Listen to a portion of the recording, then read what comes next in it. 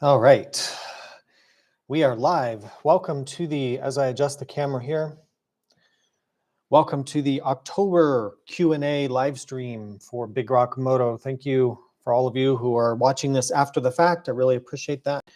So what we're going to do tonight, first of all, let's see if anybody's on the live chat yet. Can you let me know how the audio is? It should be good because I'm using the same setup as I did last month, and that worked really well. So if there's anybody on the chat who can let me know. Okay, people say the audio is good. All right, 2 thumbs up. So what we'll do is I'm going to just share some channel updates really quick, and then we'll get right into the Q&A because that's what you're here for. So the long-term bikes that I bought, the 390 Adventure R and the Tenere 700, those projects are coming to a close. There'll be more episodes coming out on those, but the bikes actually, because of how the timing works, the KTM's already sold. So I hope, Jim, you're enjoying it if you're out there watching. And the Tenere is pending sale to some friends of mine. So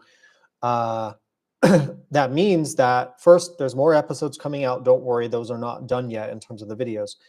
That means that I am a little bit open in terms of my next long-term project bikes that I could review. So what do you want to see on the channel over the next 4 to 6 months? I'm very open to suggestions on that. I have some ideas for sure, but I'm very open to ideas. And then some videos that are upcoming. So tomorrow, Thursday, the 390 Enduro in-depth review will come out. That's a long video. I've just finishing editing that this evening. I've got the 890 versus 390 comparison. I did a head-to-head on that. The 390 Adventure R episode 4, where I talk about the modifications, give you an update on the bike and how that's been working. A review on the 2025 890 Adventure R, just kind of a short review. Tire guide video for adventure tires. A video about everyday carry and tools for adventure riding. And then some bikes that are a priority for me to review. The 2026 KTM 690 Enduro, which is heavily revised. I'm reviewing that very soon. The Touareg Rally from Aprilia, I'm getting that very soon. The Harley Pan America CVO. Good time to revisit the Pan America. It's been too long since I reviewed that. The BMW R12 GS and the BMW R1300 RT. So those are like the top of my list for upcoming in-depth reviews. All right, now I think I can get into the questions. So bear with me as I start to get through your Q&A. Maybe we'll have less this month because last month we had a lot of questions last month. So maybe we got through a lot of them. Southwest Trails and Wheels says, are you considering a long-term Cove review? Yes. I'm considering either the 450 Rally or the 800 Pro or the 800 Rally. What would you guys prefer? I could do any of those three. As a bike for myself to actually use, I'd probably prefer the 450, but I'm open to suggestions on that. But yes, that will, I think, happen within the next year. Just, I don't know if it'll be in this next bike or two that I buy this year or if it'll be in 2026. Steve LeBlanc says 85 TT, the Moto Guzzi. Yeah, I do need to do a review on that, like a proper review. And I will keep following up with Moto Guzzi to see if they can get me one of those bikes. The Super Tenere, I've been trying to get a Super Tenere for years. Yamaha's very, how do I say it nicely? They are not as easy to work with as the other companies. So I've have a hard time getting review bikes from them for press bikes. J Photography says, now that 550 Performance has a reflash for the CRF 450 RL for $200, would you consider another one? Yeah, I would consider it for myself as a great dual sport bike. I really enjoy that bike a lot, except for the fueling, right? So yeah, I would definitely consider that, totally. BA King, have you done anything with the NT 1100? I actually have a full, not a full in depth, but I have a good review of the NT 1100. So go check that out on my channel. Really cool bike. It's automatic DCT only. Really good price point. I remember the only things I didn't really like was the suspension was really cheap feeling, kind of bouncy, and the windshield buffeting was kind of bad. But beyond that, it was pretty awesome bike. It's the Africa Twin engine. Let me take a drink here really quick. Edward Finn, does anybody really need more than the Ibex 450? No, you don't need more than that, I guess, but you want more. I mean, do you need more than a 10-year-old Toyota Corolla? No, but everybody wants more, and it's nice. And yeah, so, needs and wants are very different things. We've gone past that point in society for sure. When are we getting the jump test for the Goldwing? No. No. All right. A fellow in New England says, how challenging are you finding it balancing honest reviews while avoiding offending manufacturers? It's a constant challenge. It is a major challenge. I don't care what other journalists or reviewers say, they try to gloss over it. It's very hard because a lot of times I don't really like a bike that much, and I have to be very diplomatic in how I say the things I don't like and the downside. I mean, everything does have pros and cons, and you have to be tactful in your communication and professional, right? But I have definitely gone over that line in the past. I think I've gotten better, but yeah, it can happen where manufacturers will sort of just start ghosting you because maybe you said too many things that they felt were negative. So yeah, it's a hard to find that balance. There's no perfect answer to that. But I will say this on that though. My credibility is the only really thing that I have here in the long run. So I've got to maintain my credibility. That's the most valuable thing I have. So I will risk offending a manufacturer or whatever, and I have done, and I will do, to maintain my credibility and honesty, right? Now I do like the camera review videos and stuff like that. Those are sponsorships, guys. Like, that. Like, I got to do those to get sponsorship money in. And this is not a camera review channel, so I'm not always going to be like totally unbiased about that stuff. But in terms of motorcycle reviews, I'm super deadly serious about it.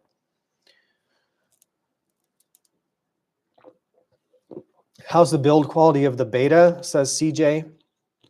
I am not having a very good experience so far with my Beta. I got to be honest with you. So I bought a 2023 Beta 500 RS Dual Sport, really nice bike. The reason I bought it was really well priced as a used bike, but it was, when I say used, it had 250 miles on it. It was brand new, just been sitting in a garage basically. And I get it home and I go to try to ride it, and there's something wrong with the electrical system on the bike. Like it overheats. I overheated up in the mountains, which was a real problem. A lot of the electrical stuff is not working right. I've got to go through it. I think there's connection issues with it. I mean, the motor feels great. The suspension is okay. Pretty rad bike overall. I think I'll work through it, but my initial experience has not been that great, to be honest. All right, and there'll be videos about that. I just haven't. I need to take the bike apart and see what's going on with the electrical system, and that'll be in the video too.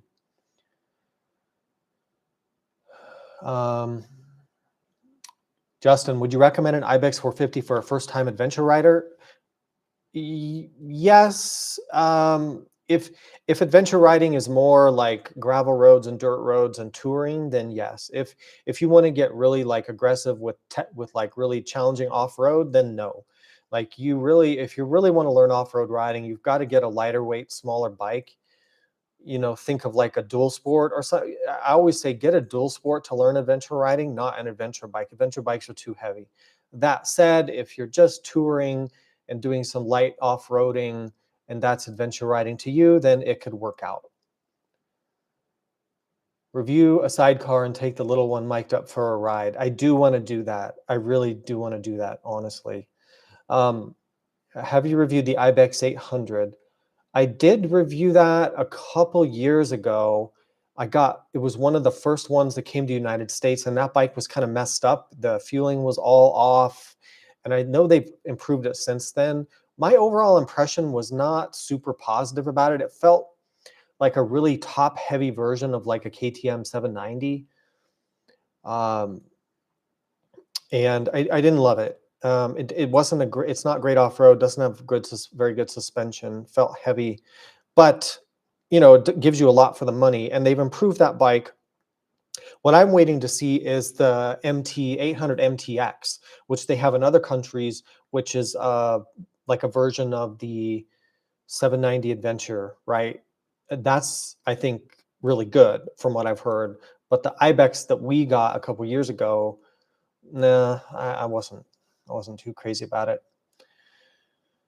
All right.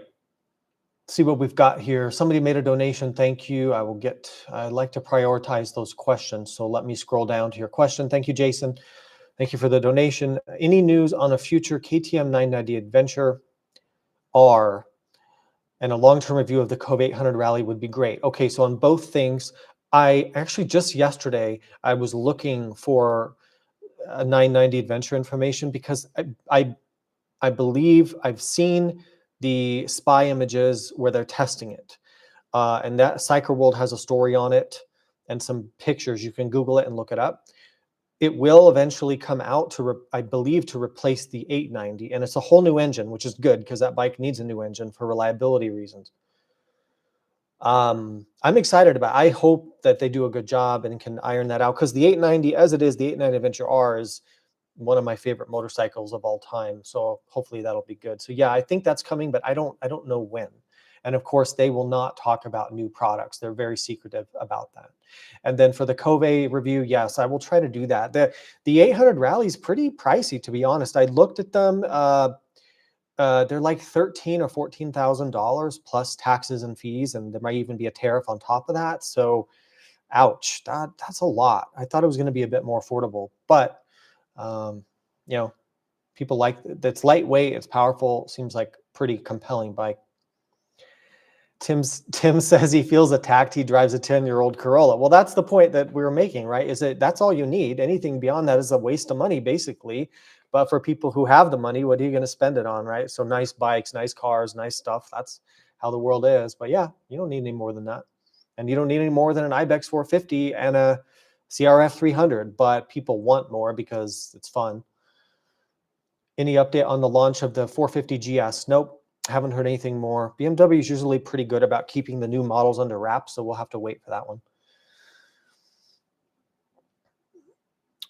Ernie says, do you have any suggestion for a good second bike? He's bored with the KLX 300 and he wants to do BDRs and camping. 6'2", 240 pounds. So this would replace your KLX 300, like as an upgrade? Okay, I see. The KLX was like your first dual sport. Yeah, so you'd probably want to go up to like a Honda 450 RL or a DRZ4, the new DRZ4S or DRZ 400. That'd be like a big step up in terms of power and suspension. If you go, a KTM 690 Enduro would be like the ultimate, like most powerful dual sport you can get, a lot more money though. And then if you want to jump to an adventure bike, you're getting a lot more weight, but you could go up to like a 390 Adventure or an Ibex or something like that. But again, you're getting a much heavier bike, and I don't know if that's what you want.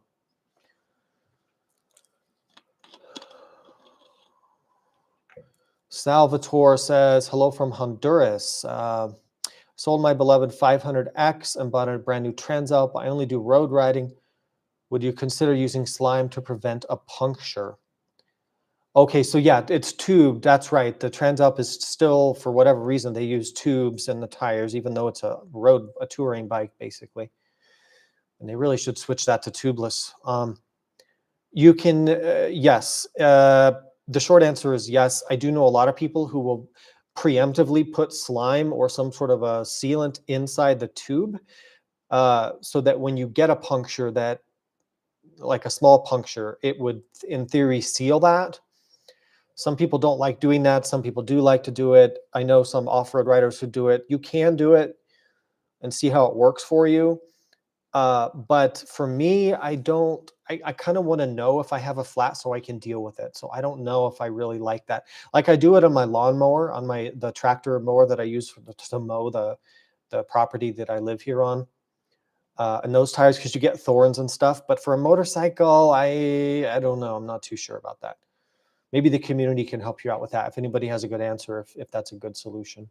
They have the ride-on tire sealant, but that's only for tubeless setups, not for tubes. And then for tubes, yeah, you'd be looking at slime basically.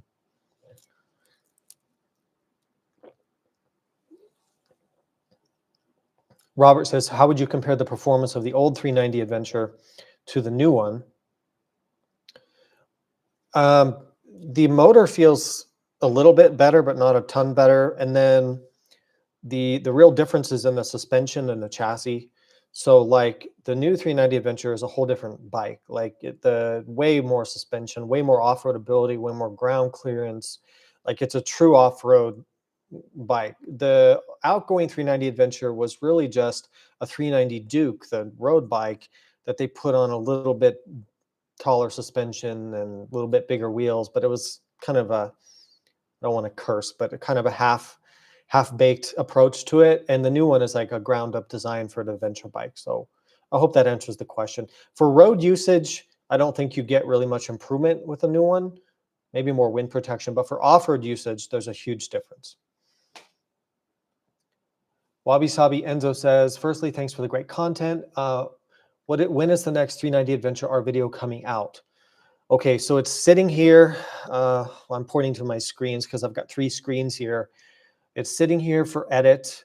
So I'm editing the 390 Enduro video. That's almost done right now. So that'll publish tomorrow.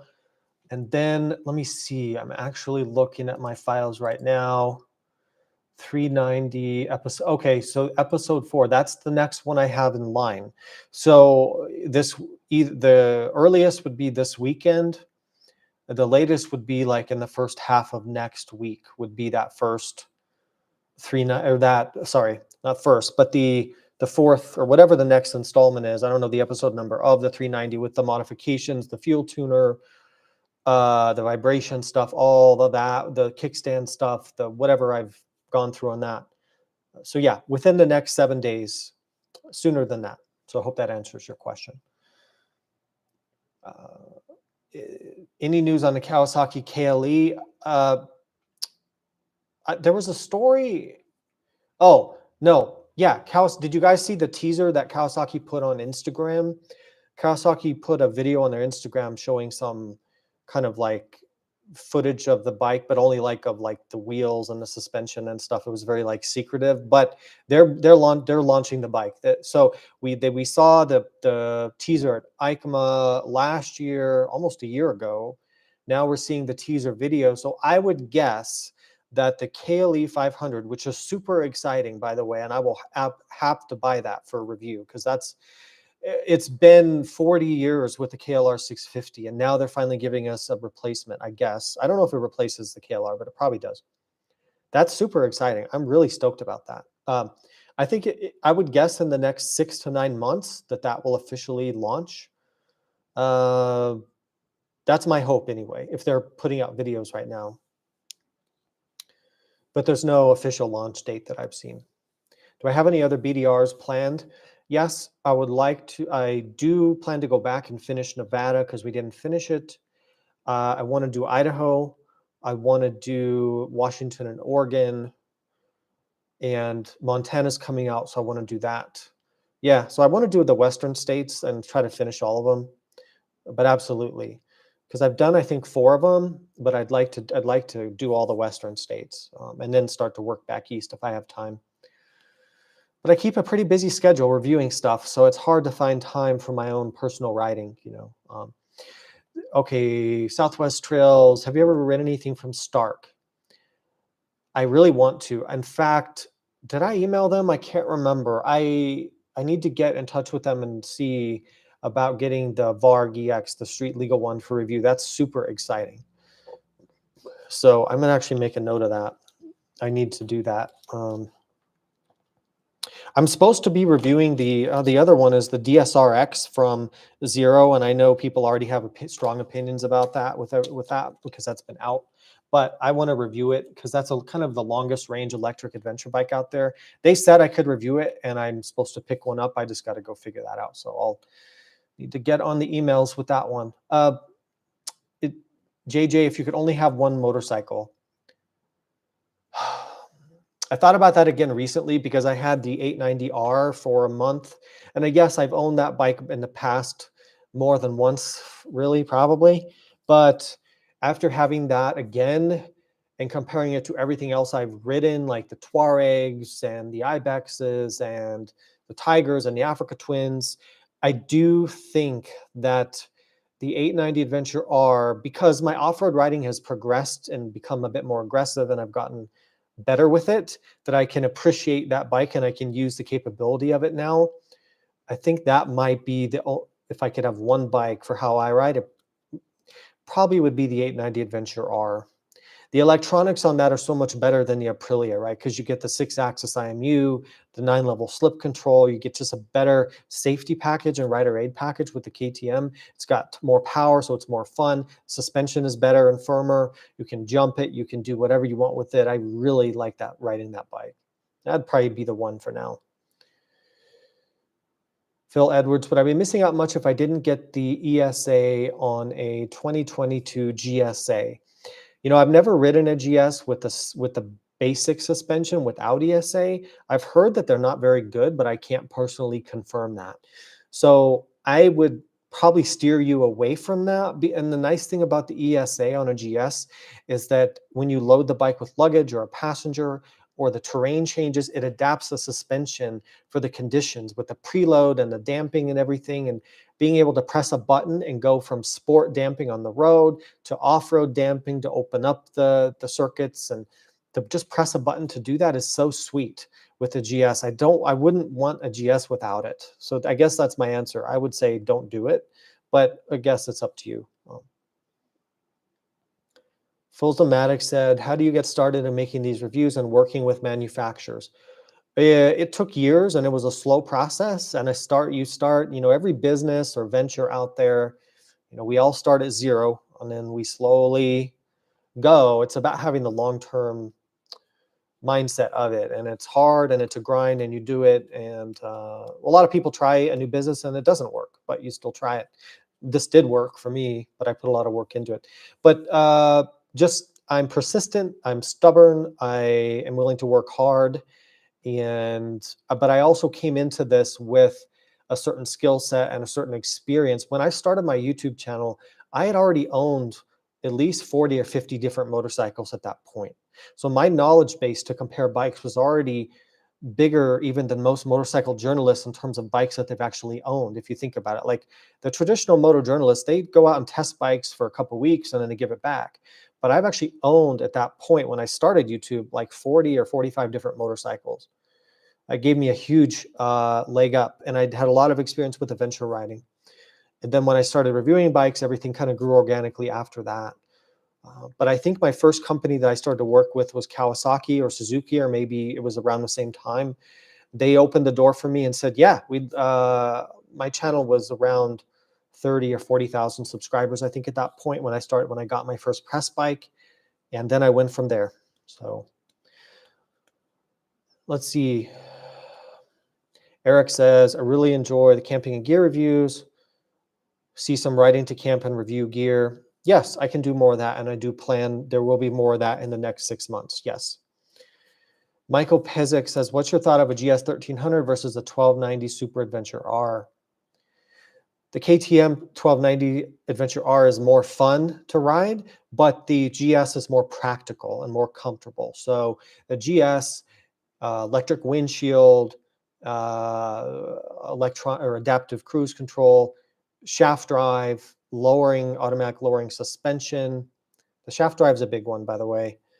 More practical, better for touring. The KTM is just more fun and faster. They're both excellent and very capable of going fast in all conditions, on and off road. So it just depends on what kind of flavor you want. you want to go more for the luxury and the comfort and the practicality with the BMW, or do you want to go more for just the pure outright fun and speed of the KTM? But they're both good. I went for the GS though. But that's just my personality. I would like to get the new 1390. That's something I would like to have, but you just can't beat a GS for all around versatility. Did you truly enjoy taking the 800 DE out on a BDR, and would you do it again? How do I phrase this? It was okay. I didn't love it, and most of the time I was riding the V-Strom, I kind of couldn't help but feel, man, I'd rather be on my GS, because I think I had the 1300 or a 1250 at that point, and I took the V-Strom because I needed to test it. But personally, I would have enjoyed riding a different bike. The V-Strom is great though. Like, it does everything well. And I had the Viridian cruise control on there. The only thing I didn't really love about that bike is it's got some engine vibration, and the bike really runs hot. It heats up your legs really bad.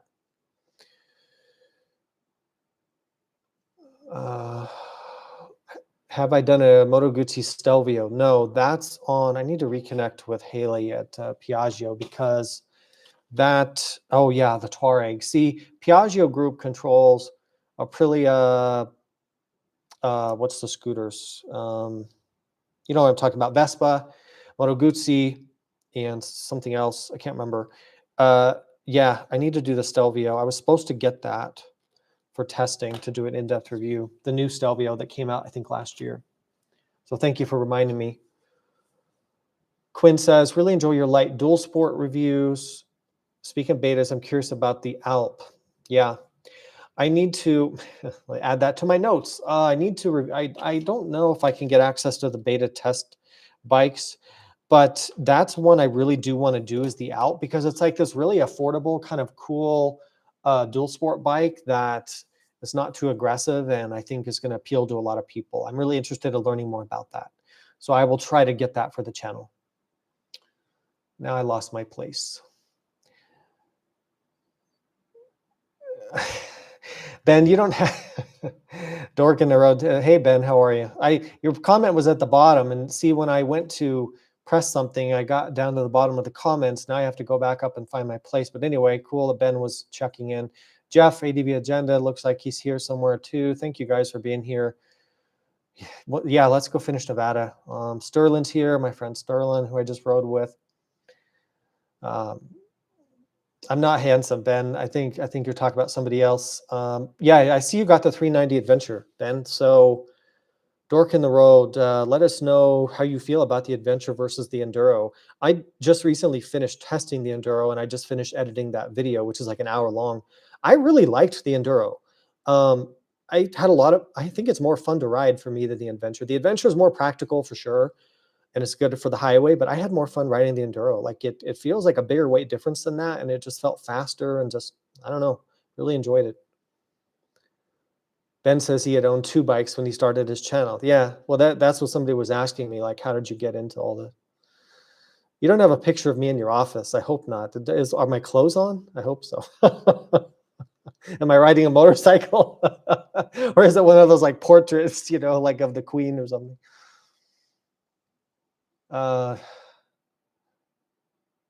Yeah, Ben, you don't really enjoy the Enduro. I liked it. I don't know what it was. I mean, I didn't expect to like it, and I really enjoyed it. I thought it was super fun. 17 miles on the Adventure. Yeah, let us know how you like it. Let me try to jump back up. I lost my place in the questions now. Oh man, there's a lot of questions. Okay, I should have brought some espresso with me to live stream. Do you think the new BMW 450 will be nerfed when compared to what was presented at EICMA?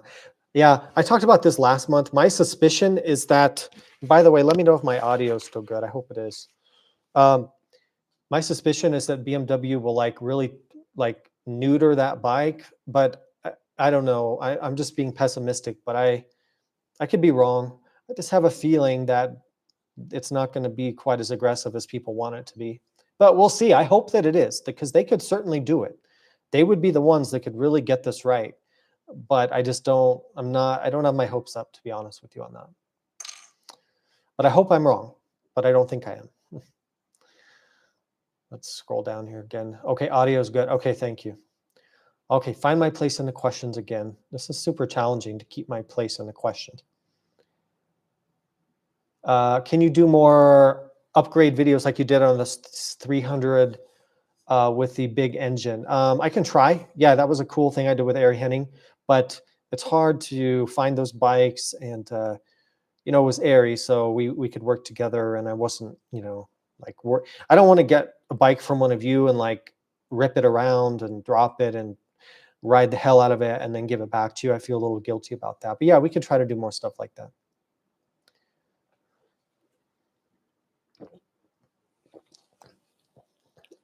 Deuterino Johnson says, for dual sport and light adventure, 500 or 350 EXC? I mean, the 500, because you said adventure, more highway and stuff. The 500 has more torque and is a little better on, a little bit more power for the highway. The 350 is better on single track than the 500. But actually, for dual sport and light adventure, I would get a 390 Enduro or a 390 Adventure, because that's what those are made for. The 500 and 350 EXC are Enduro bikes. They're made for competition off-road riding. So people do use them in the way you're describing, but in my opinion, and it's probably an unpopular opinion, they're not really good for that. They're uncomfortable, they're high strung, they're high maintenance, they vibrate like crazy. They don't have stability on the highway, they don't have luggage carrying capability, they don't have fuel range. So to me, it's a bit like using something not for what it's intended for. I mean, they're competition enduro bikes, right? So I've done it. I mean, I've had those bikes and I've used them for dual sport. But when you start to say adventure, I start to think like, okay, maybe you should be on a 690 or even like one of the new 390s that are more set up for that. Let's see. Clever Swine says, I ride a CRF 300 but wear a Climb jacket. So your jacket's worth like half as much as your bike, right? Oh, that's funny. Do I have thoughts about the KLE 500? What about comparing it to a T7 800 DE Transalp? I think my gut is that it's going to be one step below that in terms of price and engine power and stuff. I don't know about the weight though, because it's Kawasaki. I mean, a KLR 650 weighs more than a T7 or a Touareg or an 890 Adventure somehow. So I don't know what it's going to weigh, but we'll just have to see. I know from riding the 500 Kawasaki engine, because I tested the Z500, which is the same exact engine as the KLE 500 will have. 47, 48 horsepower, great engine actually, but it's going to be a 47 horsepower bike. And it's probably going to weigh 425 pounds, 450 pounds, I'm guessing. So just keep your expectations in line. It's not going to be a rally bike, you know. Someone made a $10 donation. Thank you very much. Let me scroll down and answer your question. Oh, you just said appreciate all your effort. Well, thank you. If you have a question, let me know, but I appreciate the donation. All right. Yeah, somebody else, yeah, Pisgah Gravel says the KLE might be a little brother to like the XL 750 Transalp. That's probably correct. I think that's probably what we're going to be looking at. Yep. Robert Stuck said some very nice things. I appreciate what you do. It's a ton of work, makes a difference. Thank you. Thank you for saying that. I appreciate it. I'm happy to do it. I love doing it. And thank you all for watching and making this possible. Sterling says, have you heard anything about the Honda 750 that's supposed to be coming out? So there's this fake news going around the internet and fake AI. There's like AI slop videos on YouTube about the Africa Twin 750. It's totally fake and made up. So don't listen to any of that. And if you see anything about Africa Twin 750, that is not a thing. That's made up by AI YouTube videos. So don't play into that one. Yeah, but there is the Transalp 750 already. Yeah, it's too bad we have this AI slop stuff out there. It's a real problem right now in society. Okay. Have you ever tried a two-stroke enduro bike? Not for a long time. The thing is, where I live, You know, if I have a red sticker bike or a non-street legal bike that I can't ride, most of the places that I ride, 95% of the place I ride, you have to have a street legal bike with a license plate, right? So that's why I don't have like a 300 XCW or something. But I would, if I had the time to get into that, I would love to become a better enduro rider. It's one of my goals. The Beta RS, yes, we talked about that earlier actually in this stream tonight. Yes, I bought a Beta RS 500 and I am reviewing it, so that's coming out. And so far it's not going so well because it's not working right. It's actually one of the only bikes that is broken down on me when I'm testing it. So let's see. Yeah, the reputation with the 890 and the LC8 engine problems. Yeah, it's a real, I mean, not just the engine, the camshaft, but all the other things that seem to go wrong on the 790s and 890s. It's just too bad that, you know, that's been the case, because my God, to ride, those bikes are just incredible. And the faster and more aggressive you get as an off-road rider, the better the 890 is to ride. You know, beginner riders or intermediate riders will not like the 890R, but once you get at higher level and stuff, not that I'm saying I'm Chris Birch or anything, but I've been learning to ride better. And man, that bike is so good. Uh, did the the 800 DE, it didn't totally break, Ben, all right? I mean, it had in your 790, your bike didn't have any problems, right? Yeah, it was only, so you were riding the Chinese 790, the CF Moto, or the KTM 790. Jeff was riding the Moto Morini, the Chinese Moto Morini, and I was riding the only Japanese bike, and my shock was like kind of blew up or overheated. I think it was overheating during those off-road sections. I think it was I had more time to think about it. I think it was getting too hot because we were fully loaded and we were riding pretty quick through the rough terrain. And once it got overheated, it just lost the compression. Because like when I got it home and like was getting it cleaned up to get back to Suzuki, it seemed to be okay again. So I think it was the heat doing it. And it makes sense because that bike runs super hot and just, it feels like riding an oven to me. I really didn't like that about that bike. Yeah, Dork says it was Africa Twin, terrible choice for a first bike, too heavy. Yeah, you got to start small. I mean, Ben always says this too. Like, you got to start on smaller bikes if you're starting out. If you don't learn off-road fundamentals, you can't. The thing is, you can't learn off-road fundamentals on a 500-pound bike. It's just almost impossible. You have to do it on a dirt bike or a lightweight dual sport. You just have to.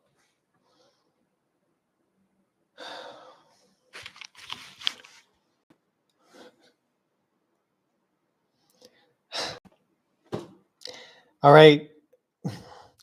I can't believe it. I think I'm back. Can you guys hear me? Oh my gosh. That was crazy. So I was in the middle of answering a question and my whole computer freezes. Like, I've got a pretty nice system because I do editing, but once in a while you'll get something where it just does a blue screen of death and something freezes. So I had to restart the computer. Now get this, You'll appreciate this. When the computer reboots, it decides to run updates to Windows, right? Of course, it's going to update Windows when I'm like trying to live stream. I just can't even believe it. Anyway, we're back. Let me try to refine my place in the questions. I'm glad I was able to restart the stream or get back into it. Oh my word. Let's try to find out. So you guys, it looks like you've been having fun in the comments while I was gone. That's good. You can go on without me. I can retire. Good. I don't need to do this anymore. I talked bad about AI. Yeah, exactly. AI was listening. It didn't like it. Skynet is about to take over. No, was Ben promoting his own events during my stream? How dare you, Ben? I have to charge a commission on that. What we really need to do is get Ben to start drinking a little bit during the live stream. Then we'll get interesting. See, I don't drink, so I'm just boring all the time. Well, now it's okay. How do I get back to the? It only shows me the chat. I don't know. I can't get back to the old questions. So anyway, if you want your question answered, you're going to have to put it in again, because wherever I left off, I can't get back to those old questions. It just won't. Yeah, I can't get to it.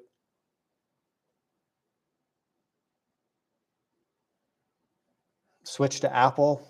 You switched to Mac. I was Mac for a long time in my life, and then something happened and I went to Windows. I don't know. They both have their advantages.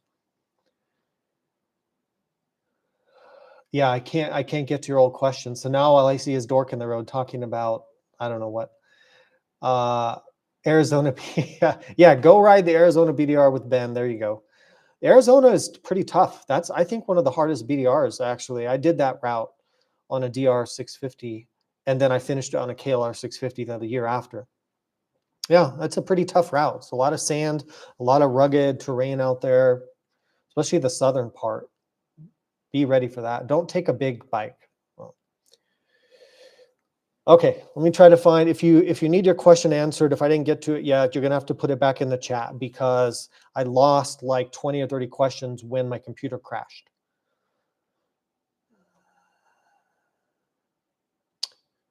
Let's see. Yeah, better to crash a computer than the bike, that's for sure. If it freezes up again, you know what the deal is. I don't know, everything just froze all of a sudden. It wasn't a YouTube crash, it was my computer itself freezing up. All right. Yeah, I'm lucky I was able to restart. Thank you for keeping the chat moving, Ben and everybody. I'm trying to find, did you guys have any more questions? Or we could just turn it over to Ben.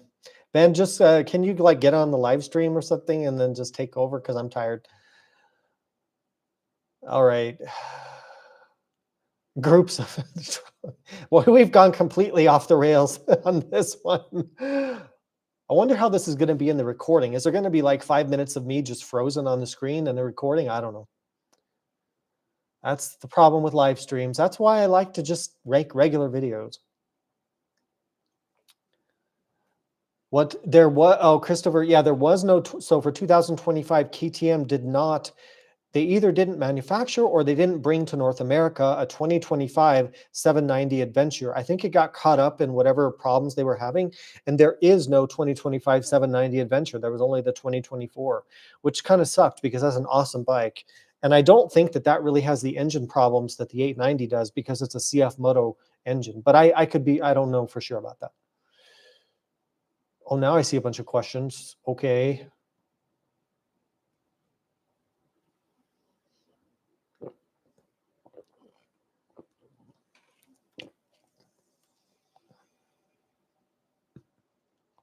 All right. Cove must approve stream. Have I ever, SoCal Rider, have I ever, all the road riding I've done, have you ever had any accidents? I mean, I hate to even talk about it because, like, knock on wood, you know, but yeah, I haven't been hit by a car. Again, I don't even want to say that because then it'll happen. But I have gone off the road twice, and they were both my fault.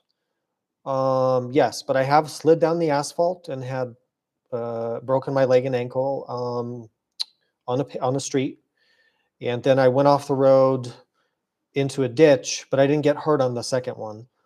But I was riding at night in the fog, and I used to wear glasses before I got LASIK surgery.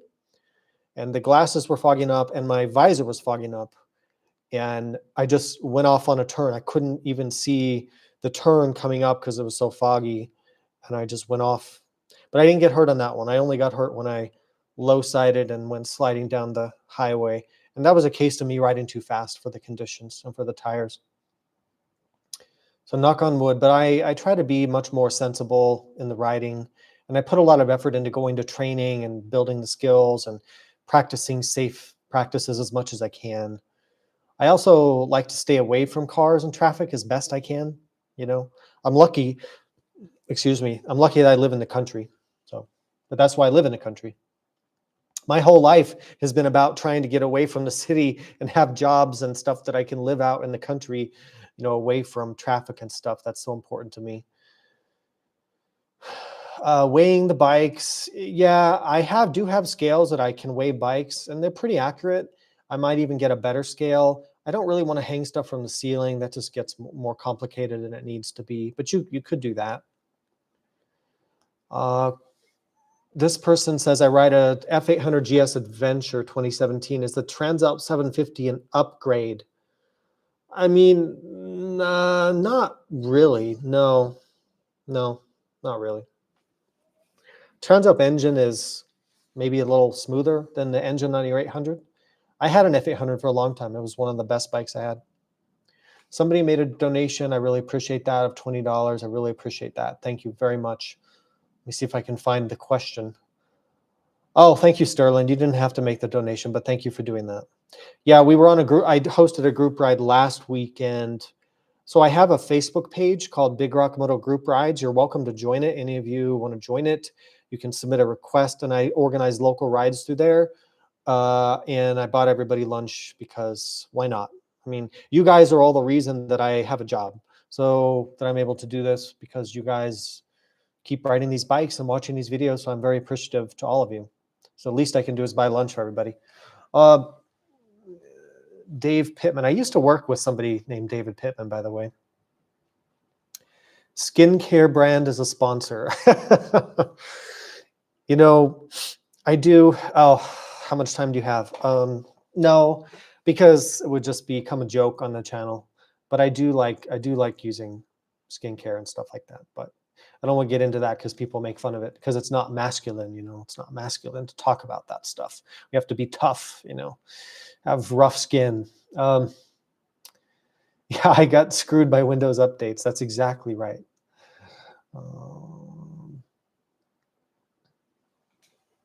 KTM 690 versus 500. It depends what you're doing. The 690 is like a true dual sport where you can commute to work and go on the highway. It's a street bike engine, right? In a kind of a big dirt bike chassis. Still not very comfortable to ride, but compared to a 500, I mean, the 690 is way more highway friendly than a 500 ever will be. So you just have to choose what you're doing. I like both of them. I could own both. I have owned both, and I like both. Kind of like the updates they've done to the new 690, by the way. And I'm reviewing that. Thank you for the nice comments about the family. I appreciate that. Suspension, is it better to revalve and buy in spring or just buy inserts? You know, I am always going to say to work with the components you have. If you have decent components in your suspension, just get the revalving and the spring rates done. And that's always better value for money than putting in different components or inserts or things like that. The exception is when you have a bike that has such primitive suspension componentry, like damper rods or something very old school, where then you do have to go in and replace it with something to give you more damping controllability. Because the tuners can't do very much with some of the very basic design. So it just depends what bike you have. But if you have a more recent bike, then revalving and respringing is the best way to go. I mean, I've done the Tractive, I've done the different Andriani cartridges and stuff. And to be honest, I don't know. So a lot of it didn't seem to be worth the money to me. But there's exceptions to that.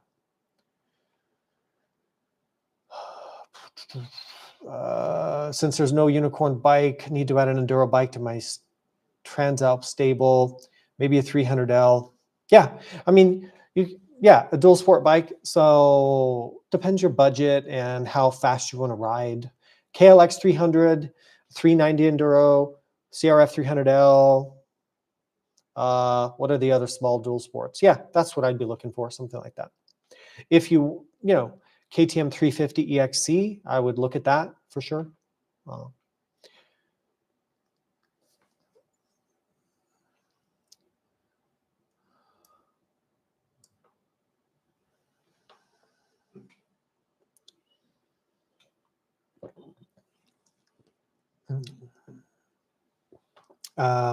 Boy, I've lost place. No, it's okay, Ben. I was just joking with you. Oh boy, I have a lot of questions here. Got to get through. Let me try to get through them. Parts and service support with the Chinese brands. I don't have a lot of experience yet with that, and it's hard to answer.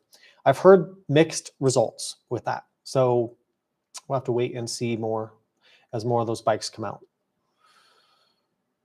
Any spoilers for the 390 versus 890 comparison? I had way more fun on the 890, like so much more fun riding it. The suspension doesn't hold you back. The motor doesn't hold you back. I could ride the 890 faster in every situation versus the 390. The only thing with the 390 was when you have to pick it up, it's a lot lighter. And I think for a more beginner to intermediate rider off-road, the 390 is way more manageable because it's smaller and lighter. But if you're ride at more of an experience level or a more advanced level, then you're not going to like the 390 very much. You're going to want to go for the 890. So it just depends where you are and what your budget is. But tire recommendations for a Tenere 700. So I'd look at like Motaz Tractionators. Those are probably the best overall adventure tire because they're knobby tires, but they give you good tread life. Tusk 2-track are very good, although I don't like how stiff they are. Too stiff, I think, but they work well. Just don't mount them yourself. Have somebody else mount them. What was the most challenging adventure ride? I'd have to think more about that one. Give me time to think about that because I've done a lot of rides. And I mean, I've taken the big adventure bikes on like single track and stuff, and that can be pretty taxing. That can be pretty taxing to deal with.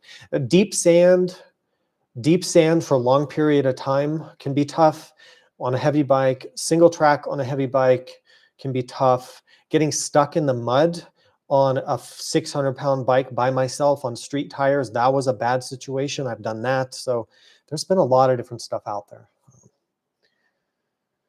Be prepared. That's what I would say. Yeah, the Revzilla Get On Adventure Fest. I don't know. I thought that they were really great. I went to one or two of them. Yeah, I think it's worth driving for. I did. I mean, I thought they were great rallies. Yeah, good riding. Yes, and they will have rides that are big bike friendly. Yes, they will. Rambling Rooters. Love my Tuareg, but would like to know if you've heard anything about a V4 Capenord. No. Desmo 450. If Ducati does something street legal with a 450 off-road, then yes, I would. Yeah, I haven't heard anything about a V4 Capenord. Yeah, I don't know. I kind of doubt it. They've tried that before. Please buy Kobe for testing. Okay, yep, it's on the short list. I have a few years of road bike experience. This is from this guy, 87. Would the DRZ4S be a good beginner bike over the 300L? It's a little taller and a little heavier, but you could still do it. How tall are you? Because that would be what I would ask. How tall are you and how strong are you? But it could be for sure. Favorite moto camping off-roading places. You know, my favorite places, I like Death Valley a lot. Anything in Colorado is amazing and beautiful. All the BDRs are good. I like the Mojave Desert, the California coast. I mean, there's so much. I could go on all night. There's so many good places that I've ridden. But if I could pick one place, it'd probably be Colorado. Not in the winter, but, you know, in the summer. Carlos says, currently I have a 390, but looking to get something more off-road capable. 690 or Ibex. What 390 do you have? Yeah, the Ibex is heavier and more of a street bike. 690, yeah, the 690 is a good upgrade path, I think. DRZ 4S, very capable. Pretty good too as well. 500 EXC, if you're okay with the maintenance and you're not going to do much on the highway. Genetic J, would you still recommend a dual sport if all I'm doing is maintain gravel and or dirt roads? Can you get by with a Transalp? Yeah, if it's just maintain gravel and dirt roads, then just a street bike with, you know, bigger tires. You know, Transalp, V-Strom, they're all going to GS, they're all going to be great. Yeah, you don't need a dual sport for that. Dual sport is like if you're actually going to go on trails, you know, like off of roads, I think. Chris Palmer, what would be the best budget ADV bike for mostly touring, gravel roads, and commuting? What is budget, though? I don't know what you mean by budget. Do you mean like $2,500 or do you mean like $10,000? So it'd be hard to answer. But, and then used or new, you know, the Ibex 450 would come to mind, $6,500, brand new, great bike, does everything pretty well. Transalp 750, $10,000, does everything really well. Yeah, commuting, you said commuting. Michael Rosen, any plans to try the new 690 models? Yes, I'm getting a test bike of the new 690 Enduro R 2026 in the next few weeks. So yes, I'm doing a full in-depth review on that. Very excited about that. When are you planning to do Washington BDR? I don't know yet. I'm not sure. Don't know about that. Thank you for the kind words, Paul. I appreciate that. Eduardo, Transalp T7 or V-Strom 800? So I just did a whole video on that exact topic where I compared those three bikes. So watch that video. Go watch my comparison video with those three bikes, and it'll answer all your questions about that. Ben says, are you going to come up and do Washington with me in 2026 now that they've revamped it? Maybe. Yeah. Let's see if we can make that work. Look at some dates. Yeah. ADV agenda. Jeff says, are Suzuki really going to update the DR650? No. I'm sure that like when I'm 80 years old, they're still going to have like the DR650, like with new graphics, you know, the 2063 DR650 with bold new graphics. And it'll be like a $25,000 bike because of inflation. You know? Don't talk about crashing. It's bad luck. Yeah, I'm not really superstitious person. Fullsomatic says, one bike for all BDRs. What do you pick? For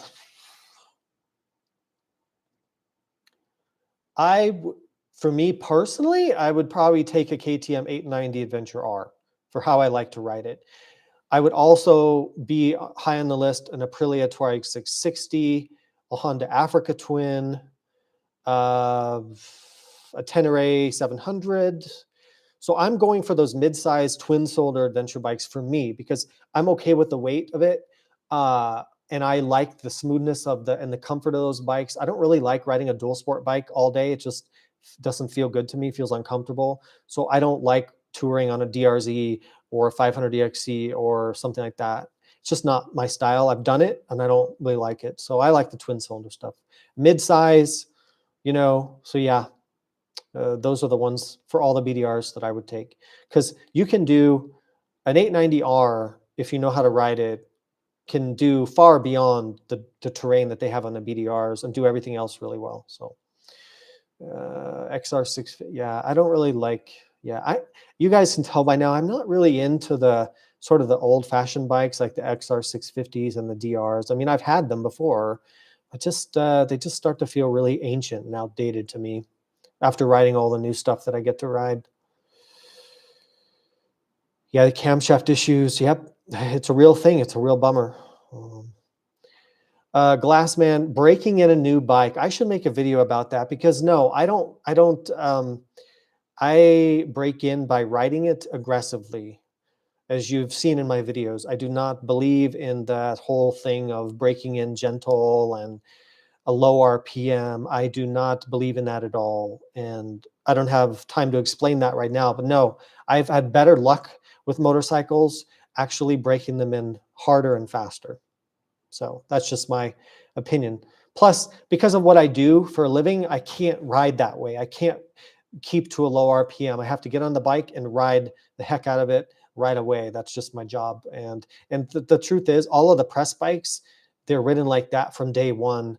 Because all the journalists, you know, they ride right to red line. They don't, there's no break-in. I mean, the break-in is riding it like you stole it. And that actually is better for the engine, in my opinion. Mike says, in Australia, we're heading into summer. I struggle with body armor and jacket versus my full climb Badlands suit. Technical off-roading and covering 300 kilometers per day. What is your preferred gear?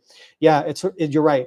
The challenge is like, how do you protect from impact and abrasion and then waterproofing? You have to use layers and a modular system. So like body armor, right?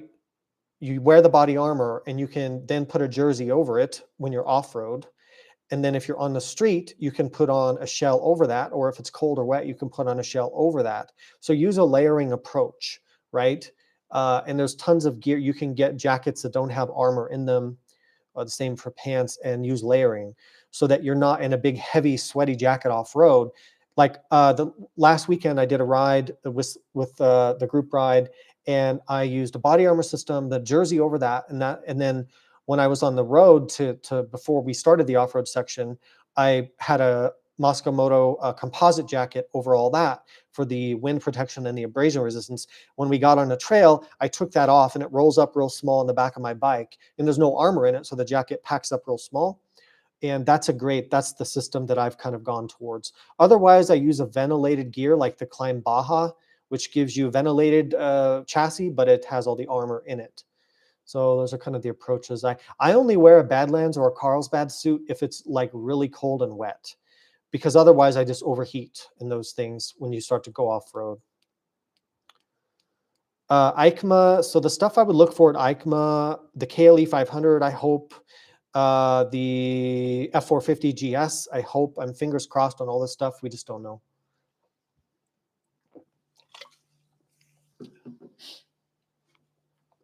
Bob says, why did you not love the FE01? I did love it. I only got rid of it because I had needed the money for some other video project. So remember, I'm not a normal consumer of motorcycles. I test bikes, so I have to churn through them quickly. So even if I love a bike, I can't justify always keeping it around. But I love the FE501. Thank you, PH435, for your donation. I really appreciate it. The goat milk lotion. Yeah, thanks, Jeff. Mike Hayes, $10. Thank you for your donation. I think it's Australian dollars, but either way, thank you very much. We really appreciate that. I really appreciate that. I don't know why I say we. It's just me at this company, right? There's no other employees. Sometimes I catch myself saying that because it is like a company. So I'll say, oh, but it's just me here. Okay, scrolling back up. Okay, try to get through these. It's already been an hour, but we lost like 10 minutes to the stupid computer freezing up.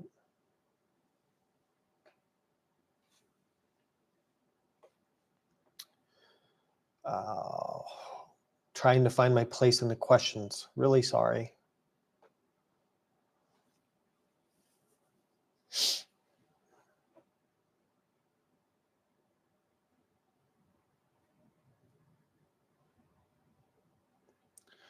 Yeah, there's some more questions here about turnover your bikes. Yeah, so before I was a YouTuber, I would sometimes keep bikes for a few years, right? But once I got into the YouTube business, there's no incentive to keep a bike around unless you're just not going to use it for business purposes. But the whole game that I'm in is making fresh content all the time, because that's the business that I'm in. So I can't keep stuff around. So I understand the frustration. People are like, why do you sell that already? But because I review bikes for a living, so I have to review the next bike. That's the only reason, whether I like it or not. And sometimes I do want to keep a bike and I'll keep it longer, but it can be hard to justify that when you have new bikes that you need to review. And that's how we stay competitive and grow our businesses and grow our YouTube channels. So Chris Birch, not a fan of the 690 platform. I could see that. And I'm planning to go to his training in the spring in Utah. We should go to that, guys, by the way, Ben and Jeff and anybody else. We should go to the Chris Birch training. Yeah, I could understand him thinking that, because the thing about the 690s is that, like, as an adventure bike, the 890 is way better, right? And the 890 is incredibly capable. I actually, this is going to be very unpopular when I say this. No one's going to agree with me, but I actually feel like when I ride the 890R, I feel like I ride it better than the 690 off-road. Maybe not on single track, but on anything but single track, I feel like the 890 is better. And the electronics are so much better, and the weight balance, and just, I don't know, the motor. I don't know. The 690 feels kind of like a big, awkward dirt bike. And if you want a dirt bike, you're just going to ride a 500 EXC. So I get that it's a dual sport, but I'm not crazy about it. I also don't like the fuel in the back. And I don't know. I've had a few of them. They're definitely a good do-it-all bike. But for me, I'm not, I don't know. I could never really get into it with the 690s. So I'd like to talk to Chris Birch about that and see what his take is.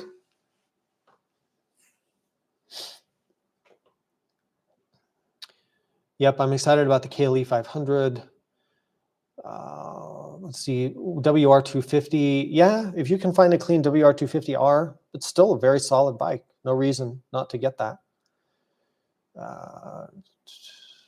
Okay. Oh, I don't want to, the tariffs. No, don't even get me started on that. People already know how I feel about that, and I don't want to get political again.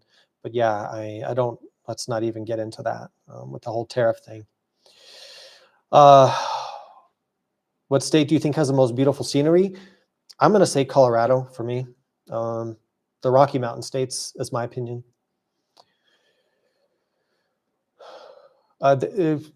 Dual sport tire for 300L rally that doesn't rumble on the highway, but provides an upgrade in traction over the stock tires.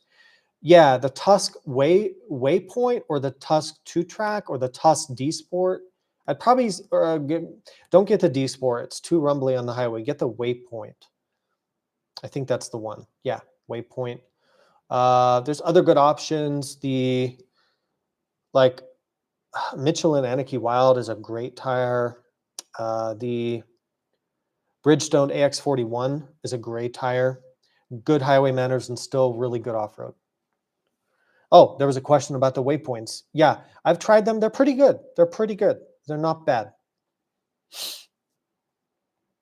Eddie says, I want to swap my Desert X for a Touareg Rally. What do you think?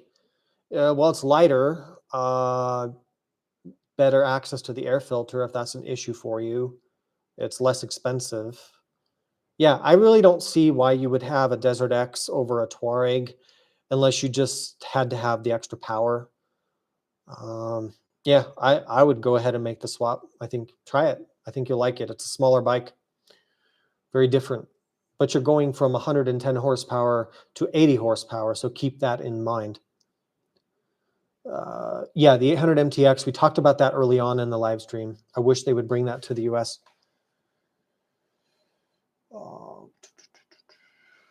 All right, reading through the questions. Do I think they will update the Cove 450 with traction control and cruise control? No, I don't think so.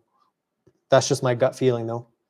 Oh, cool. Riding with you. I'm glad. Oh, okay, you must have been on the ride, JJ, this past Sunday. Yep, it was good to meet you. What has been the most enjoyable bike you have owned and ridden? How did the 890 work for you on this last ride before taking it back to KTM? Well, the 890R, I was in love with it. I was totally in love with it. And I guess my riding style has changed where I just appreciate that bike even more. But I've been taking a lot of the Chris Birch online training and stuff like that. Maybe that's why I've just learned how to ride it. So I love that bike. And I was thinking about buying one for myself just to keep for my own riding, because that's what I would ride most of the time. But I don't know. We'll see. It goes back to like having to buy other bikes for content. What has been my most enjoyable bike I've owned and ridden? I mean, not that it was the best bike that I've had, but I think I have the most memories on a KLR 650. The most like true adventures I've had have been on KLR 650s because I had them, so many of them for so many years, you know, when that's what I could afford. And I think it was a different mindset back then. Would just go anywhere with that. And it wasn't fast or fancy or didn't have good suspension, but I had all the best adventures, I think, on a KLR 650. But when I ride a KLR 650 now, I'm like, no, I don't like it. So who knows?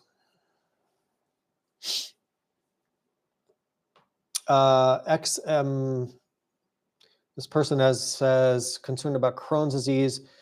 Oh, yeah, is an immune inhibitor a must entire lifetime? I don't take immune modifying drugs at all. In fact, I don't take any prescription medication of any kind for Crohn's or otherwise.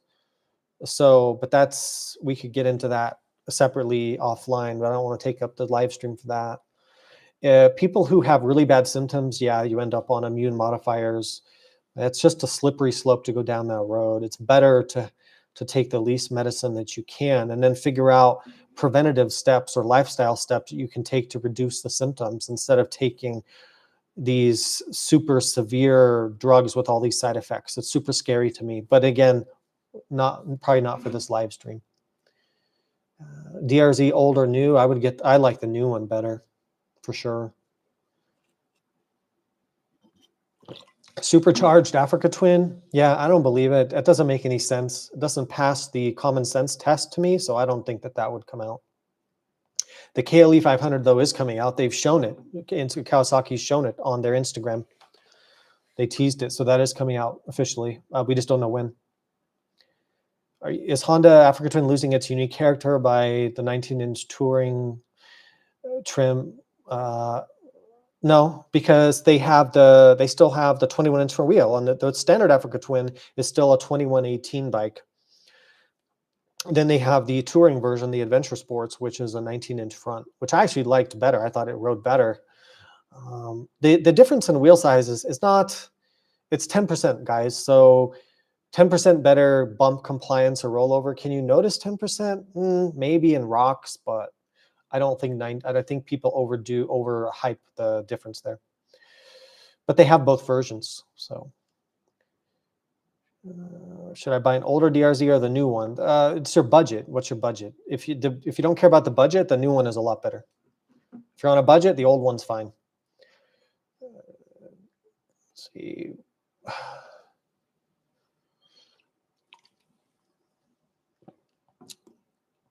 Echo says, do you think no ABS on a small dual sport bike is a deal breaker? No, it's not a deal breaker, but I would, if you're going to commute a lot and you commute like in the rain and cold weather, slippery roads, and then traffic, ABS really could save your life in a panic situation. But I wouldn't be a deal breaker not having it. I would just recommend, if you could, to get a bike with it if you're going to commute with it, because it's a major lifesaver on a motorcycle. Yeah. All-around adventure bike in the middleweight category. Yeah, V-Strom, Transalp, Tenere 700, those bikes. Yeah, those are the all-around bikes, I think. Kiwi Moto, thank you for your donation. I really appreciate that. Oh, we talked about why I sold the 501, just business reasons, nothing bad about the bike at all, just business reasons. And also, I don't ride the enduro bikes as much. I don't have as much enduro bike terrain at my disposal. I ride with a lot of people on the 500s and 350 type bikes, but the terrain that they typically ride is all adventure bike capable terrain. And I'd rather challenge myself by riding the heavier bike to build my skills. And I just like the bigger bikes better in general, unless we're really on true single track enduro stuff. And then you have to have the small one.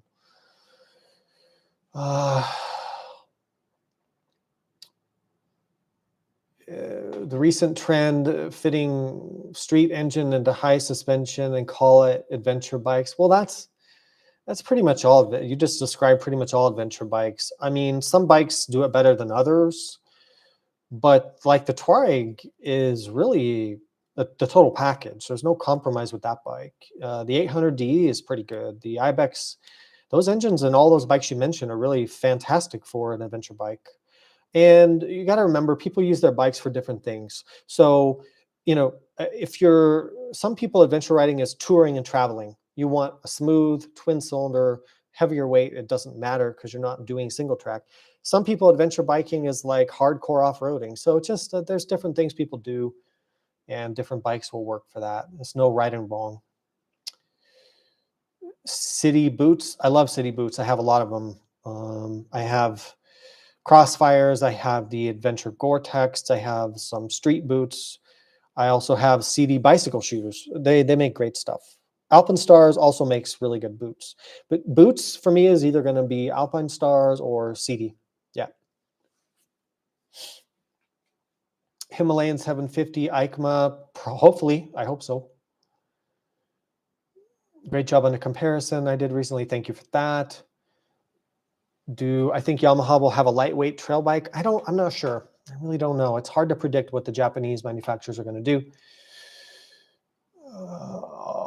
SoCal Michael went to his training this year. I think you're talking about Chris Birch. Yeah, I really want to take the advanced course because I think that's the level that I need to be at after taking some other trainings. So yeah, I want to go to it. Jeff, ADV Agenda says, yep, he's more comfortable in the 890 for some reason. Yeah, I just think well, that's a topic for another video. But most of the stuff you see people doing on They're dual sport bikes. To me, I actually would rather ride something like an 890 on that terrain. It's just more stable, more forgiving, and it, yeah, I don't. The only time I really need the lightweight bike is like true enduro type riding, single track stuff like that. Let's see. Have you tried mooses? Yeah, I did, and it didn't feel right to me. It felt like I was riding on a sponge or something. But I don't have much. I didn't try them very long. Also, they will melt on the highway and like overheat. I want to be able to ride on the highway, so that's kind of a problem for me. Should you update to the new 390 Adventure from the 2023? If you find that if your current bike is limiting you and holding you back, then yeah, upgrade. If it's not holding you back, then no, I don't think you need to upgrade. Could a 300L ever equate to a stock KTM 350? No, because it's heavier and it doesn't have the power, it doesn't have the suspension travel or the ground clearance. Again, the 350 EXC is an enduro competition level bike, and the CRF 300L is a dual sport bike for commuting and doing light off-road. So even when you modify it, it gets a lot better, but it's not a competition bike, you know. Okay, this person has the shock fade on the V-Strom. Yeah, okay, maybe it is the fading in the heat. I think that's what we were dealing with there. I'm going to go from the bottom up for a second and get out of order just because, and let's try to stop submitting questions because it's it's already been almost an hour and a half, so I'm going to try to cut this off. Old Timer says, for pavement multi-day touring, do you prefer Goldwing or 1300 GSA? Oh, great question. The GSA, 100%. The Goldwing, I did not like it. For me, very uncomfortable. The riding position of the Goldwing, it's also very heavy and very awkward. I prefer the comfort and the riding position of the GS 100%. The Goldwing is an amazing bike, don't get me wrong, and I know why people love it. But for me in particular, it just doesn't work for me very well. And I'm much more comfortable on a GS, ergonomically speaking. And it's such a lighter weight bike and more fun.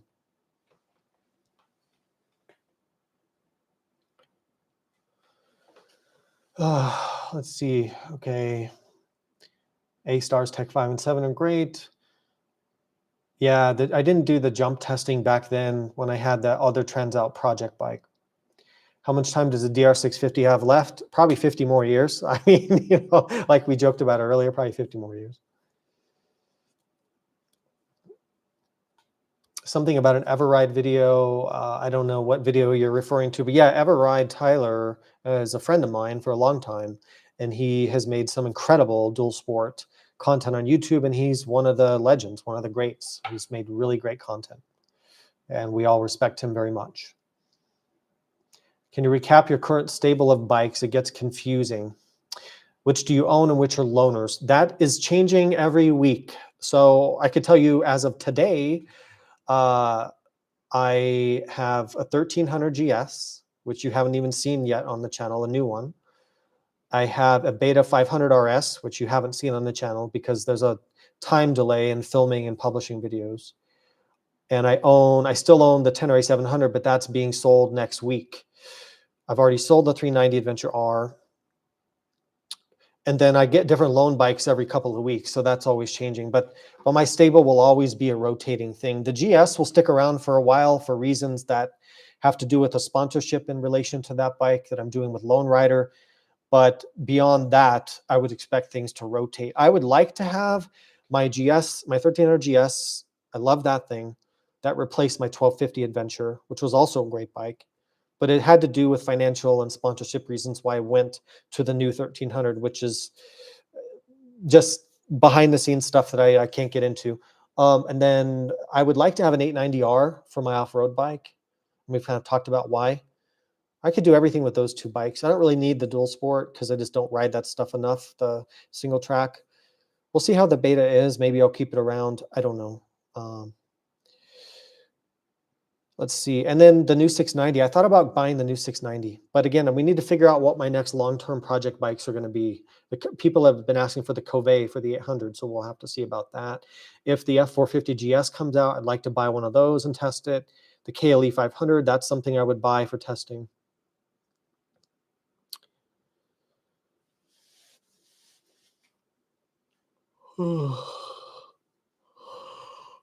So another Crohn's disease sufferer here. I'm surprised to see so many people that have the same. It's a pretty rare disease, so I'm always surprised when other people have it. Hope yours is doing okay.